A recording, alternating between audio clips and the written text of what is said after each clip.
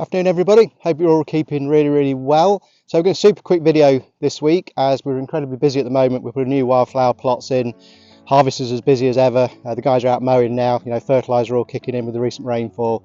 So yeah, it's all system go here right now. So the subject we're going to talk about today is one that we have spoken about previously. We're just going to do a little revisit today, a little recap on it all, and that is the subject of the little clue behind me here, irrigation. Now, irrigation obviously incredibly important in the success of any plant's growth and its establishment. So we're having what we call in the turf world as the law of growing grass. So all the grass requires light, it requires air, it requires water. Those are the three essential ingredients to help it live. So what we'll do, I've noticed in the field across yonder there's an irrigator going. So we'll have a little ride around there. We're going to take a closer look at the machines in action.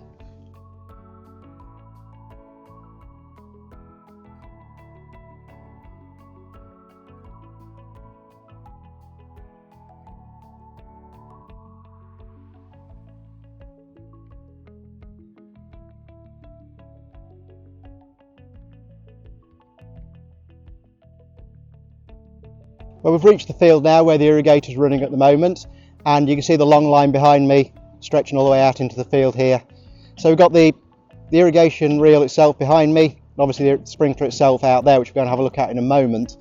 So you probably also noticed we have a headland cut out here where the pipes are cross.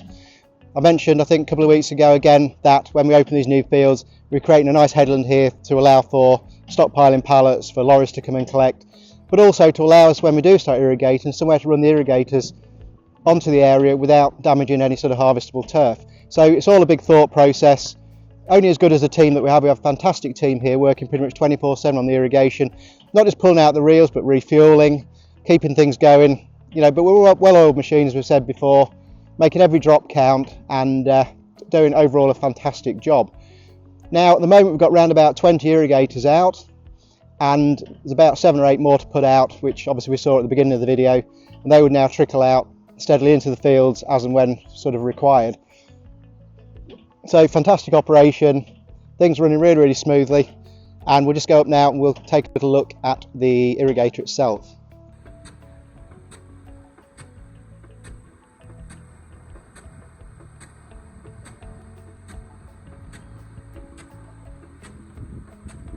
Well, here we are at the business end of the sprinkler, and I actually find the sound quite therapeutic, so excuse me if I fall asleep, I'll try my best not to. So we have a multitude of different types of sprinklers here at Tullers. So out on the sort of the hybrid pitches we have the underground pop-up sprinklers. We also have overground sprinklers, well over 1,000 of them on the wildflower turf production. That enables us to just sort of move them around and adjust the plots accordingly. We also have boom irrigators, which have the suggestion, as the name suggests rather, is a big boom across with lots of individual sprinklers in a line, all operating in one go. But the majority we have here are like this one behind me, and that's an impact sprinkler. Again, called an impact sprinkler.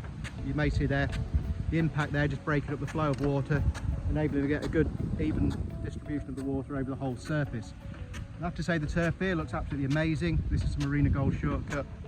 Looks absolutely beautiful, and obviously the water is contributing to that and keeping it healthy, keeping it looking really good.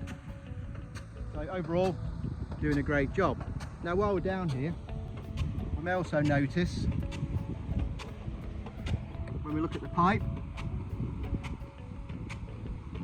you can see slowly this little bit here is going to disappear under my arm.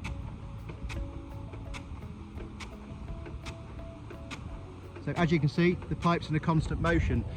So back at the real end of the machine, there'll be a control device on there, and when the guys set the irrigation, they can set up, oh, I'm going to get wet in a minute, excuse me, let's just move out of the way.